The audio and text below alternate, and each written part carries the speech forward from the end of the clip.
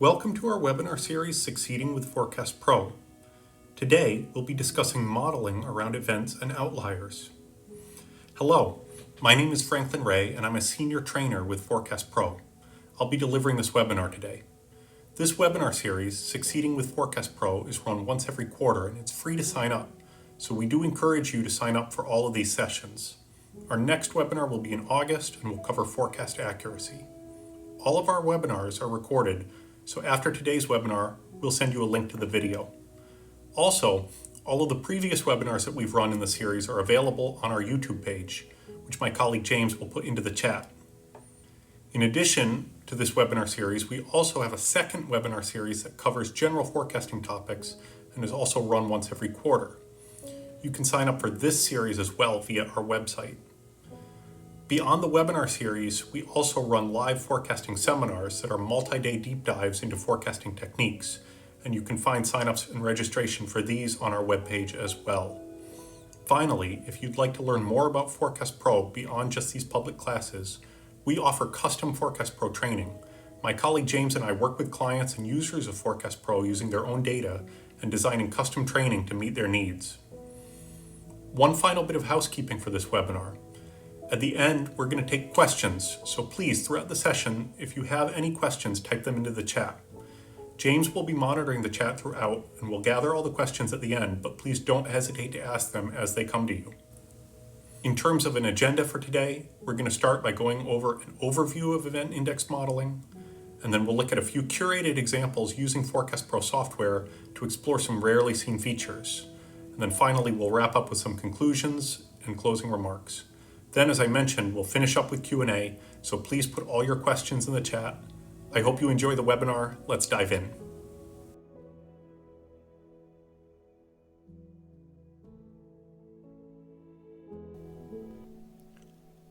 Let's begin with our overview.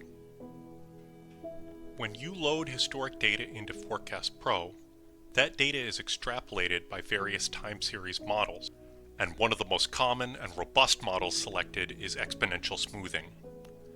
But what happens when your history is messy or contains large outlier spikes? Messy data inputs can lead to models that track the wrong features, or that extrapolate past extreme data points into the future, which we don't necessarily want. All of us have dealt with messy data before and can easily name some of the most common causes, like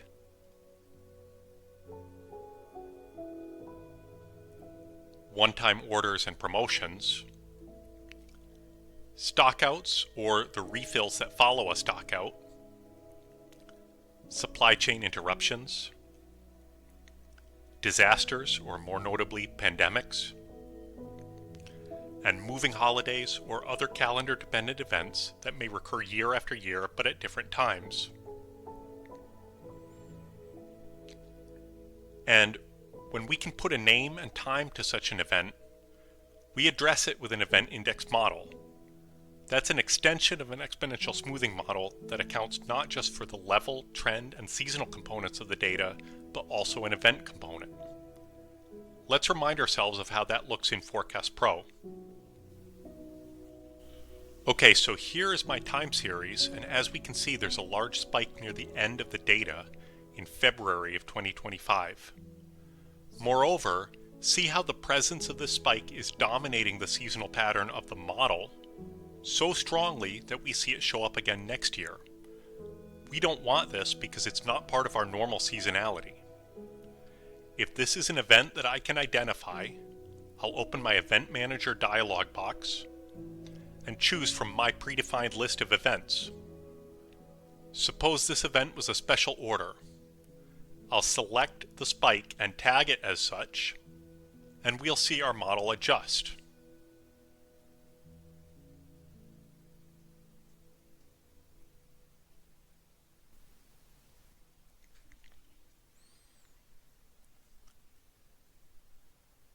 And recall, although events must be anchored to at least one point in the past in order to make sense, once we've done that, we can then carry them forward into future forecasts. Let's see how that looks. Recall that the event we tagged was for February of 2025. What if I know that another special order is on the horizon but in a totally different seasonal period, say October of 2025? Well, because we factored a special order into our model, we are now able to attach it to points in the future as well. Let's put another special order in October of 2025. We've now introduced this event into our forecast in a place where we want it. And the model is able to extrapolate the impact. Finally, not every spike in the history can necessarily be explained with an event, and that's okay. Forecast Pro is able to address unexplained spikes in your data through outlier detection and correction, as we will soon see. Now, let's move on to our examples.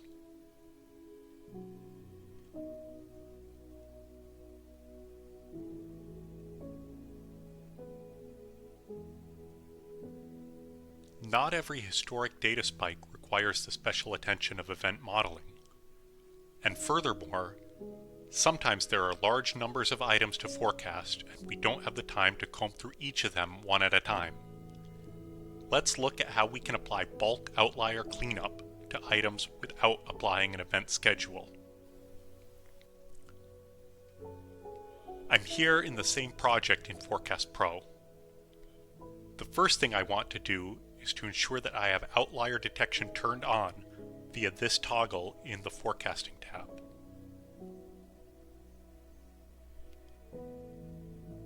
Notice that I'm not correcting every outlier in my project out of hand. We're going to save correction for a subset of the items. Next, I'm going to open my outlier report.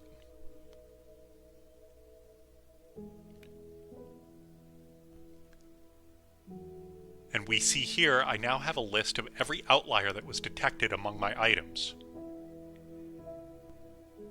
And by the way, this is also a great place to hunt for items that do need an event schedule when it's time for that. But first, let's do some cleanup. I'm going to ensure that I have my Pareto classification turned on in the settings. This is a way of categorizing items by percent contribution to demand. Usually, our A items are our major business drivers, the relatively small number of items that account for upwards of 80% of our demand volume. And our B and C items are relatively less important, with the C items being the long tail of the distribution. Think thousands of one-off or made-to-order parts rather than the items that I'm going to look at closely during each forecasting cycle. But these C items may still have spikes in their history that we need to deal with, so let's apply outlier autocorrection automatically to those. I'm going to filter my report to show only the C-level items with outliers. Next, I'll right-click and select Add to Hot List to capture that list of items.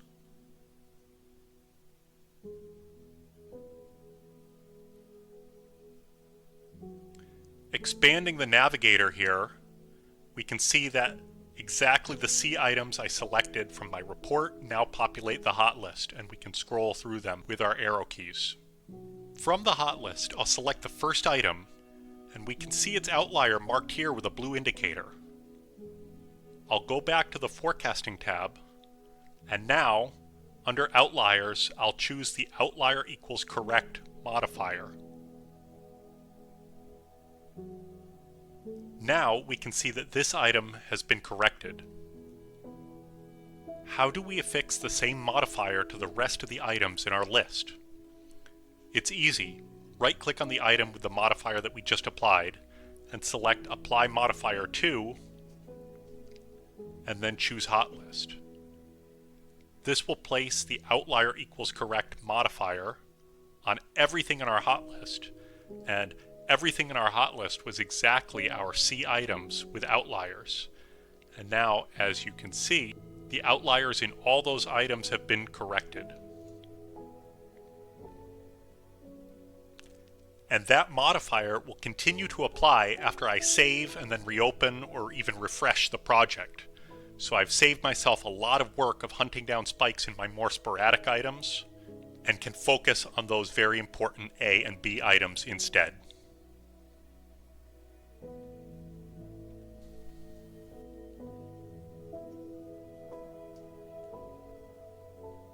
In our second example, we'll take a look at seasonal simplification. Data that's collected in buckets that are more granular than months, for example daily or weekly data, can end up looking exceptionally messy. Seasonal simplification is a way of setting a baseline in larger buckets to make forecasting more stable and more easy. Here in Forecast Pro, you can see that we are in a different project than before, and in this one, it's easy to see from the horizontal axis of the graph that the data is in weeks. And just because of this, we're likely to get many more random variations in our demand because we observe many more data points rather than grouping them into larger buckets like months or quarters. Rather than worry about whether all this variation is due to events or not, we are going to start with a monthly baseline, and to do that, we'll read in a seasonal simplification file. Let me show you what this file looks like. So I'm here in Excel setting up my seasonal simplification file, and basically you can see we've defined what the schedule name is going to be. And in the first column, you can see I have a list of my weeks, and in fact in this one, I've started all the way back in the past in 2017, and if I scroll forward, you'll see that I've continued this file way into the future. And what's happening is that for each week of the year, I've added an event code to specify what month that is. So weeks 1, 2, 3, and 4 will all be event code 1 for January. Likewise, weeks 5, 6, 7, and 8 will all be event code 2 for February, and so on. And when we load this into Forecast Pro, we'll apply it just like we apply any event schedule, except that it was created externally, not from within the software. Working externally can make it easy to set up complicated event schedules like this, and even still, this is a more rudimentary example. You could design this file to take care of trading day variations, months with 4 versus 5 weeks, or baseline months coupled with specific weeks that have holidays in them, especially if those holidays move around the calendar like Easter or the Asian Lunar New Year. The possibilities are nearly endless, and these are all real examples that I've worked with clients on.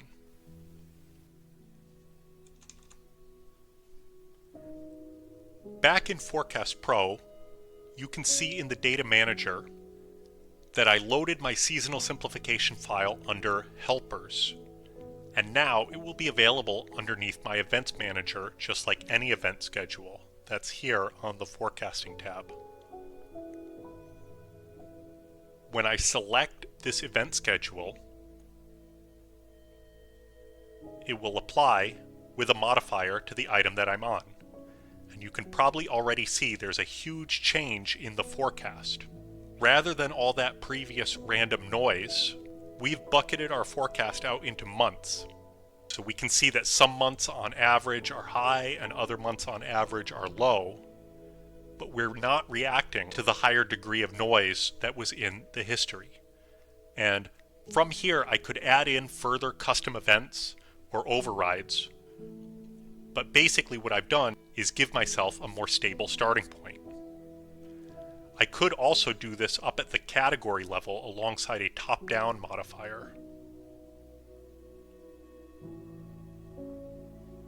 And when I choose that, the seasonal simplification will apply downstream to all the child items. If I want to apply this sort of stabilization across a larger swath of my project.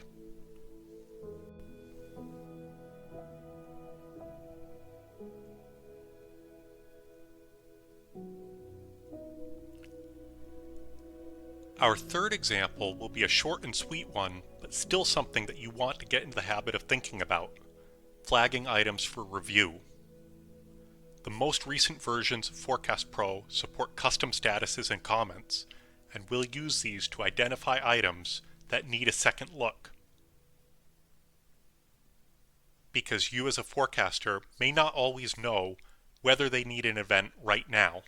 The item on the screen right now has a slightly shorter history than we've been looking at before, and it ends with this big jump. What am I to do as a forecaster if I don't know whether this is an event or not? The model has clearly reacted to the level shift and brought my forecast up here. But what if the spike at the end is a one-off event? In that case, maybe I should be thinking about modeling somewhere down here, as demonstrated when I open the Compare Forecast utility and compare my baseline forecast with a non-level shifting model like NaCl. And maybe it's the case that I don't know whether the spike at the end of my data was an event, like a special order, or whether this is the start of a trend. And since the overall volume was low for this item, it didn't register as an outlier either. So we'll need to put a pin in this one and gather more data for the future, at which point we can decide whether we want to use a model that's more like this purple one or more like this orange one. For this item, I'll switch to my comments box and I'll enter a comment, actually a question. Was the big jump up in this item due to a special order? Review next month. And we can see when I apply this, the comment is attached alongside my username. Further, in the item report, I'll make sure I give this item a status that reminds me to give it a second look. I'll choose this status I created called Review Events. And as a reminder, I can create as many custom statuses as I need from the options menu. Moreover, if I expand this window a little, you can see that my most recent comment also appears in the item report if I want it to.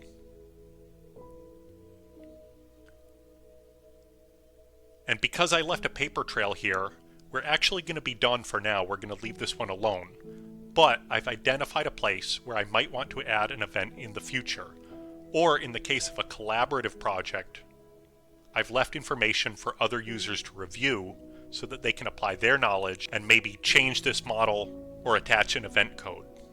And this will make our forecasting process more robust.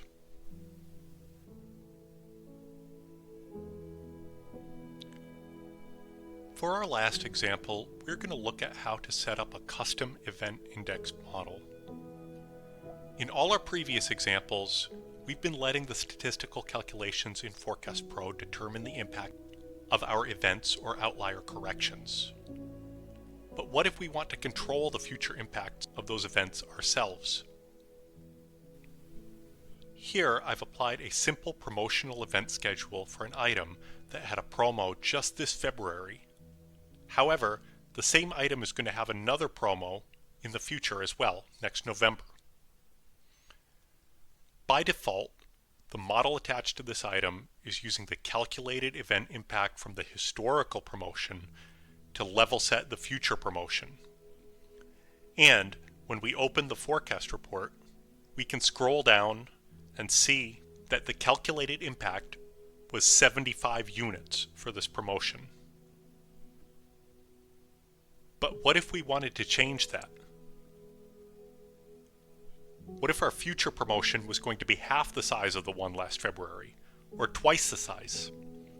We can accomplish this by using a custom component model. To access the custom component dialog, I'll go to the Forecasting tab and select this icon for Custom Component. Within the Custom Component dialog, I'm able to not only set the starting point, trend, and seasonal components of my models, but also the event component.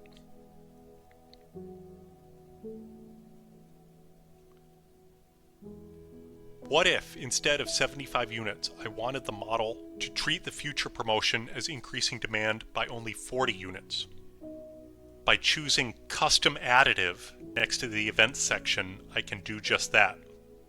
After typing in 40 and hitting Apply, we see that the spike associated to our future promotion is a lot shorter.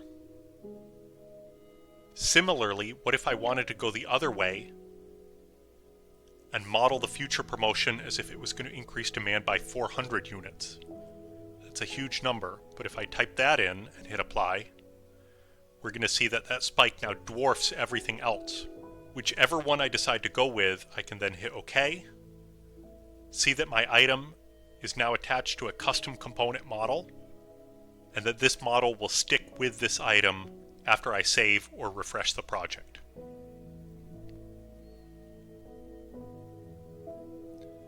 In the custom component framework, we're able to control the features of our model rather than having them computed statistically.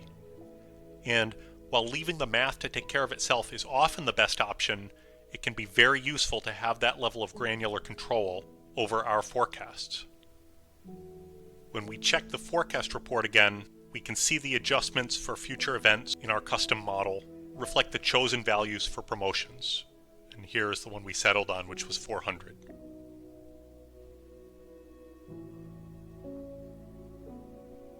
By the way, if I were to create another custom component model, using the same event schedule as a basis, and this time choosing a different promotional impact for the future event,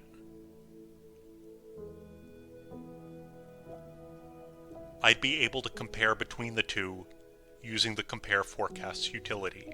Here you can see we're comparing our first custom component model, where the promotional impact was 400 units, to our second custom component model, where the promotional impact was only 40 units.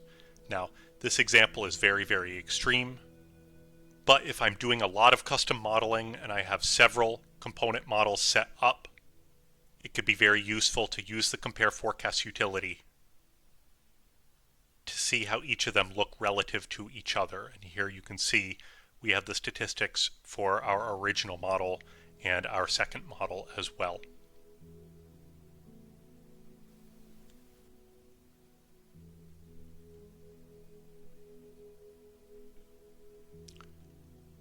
So what did we cover today? Time series models in Forecast Pro extrapolate your historic data by capturing its relevant features. However, noisy or spiky historic data can decrease the quality of a forecast.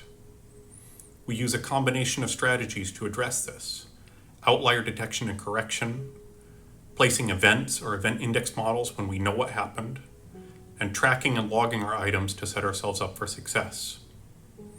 And just briefly, as I said at the beginning, these are all topics that you can explore in more depth should you desire to pursue training in Forecast Pro software with either James or myself. As for this webinar, again, we mentioned in the introduction that we'll be running these once a quarter, and our next session is in August and will cover forecast accuracy.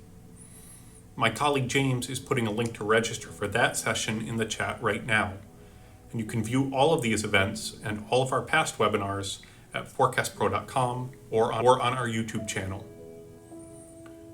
We're also pleased to announce a new offering.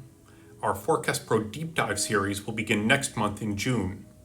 These product deep dives will be paid sessions of 2 hours each that will be much more thorough than a webinar and will go into depth about features and enhancements. A link with full details and the option to register will be provided in the chat. Finally, we're going to move on to our question and answer section. If you haven't done so, please use the chat to enter any questions that you might have. We're going to be answering them now. So thank you very much again for attending this webinar, and let's get to your questions.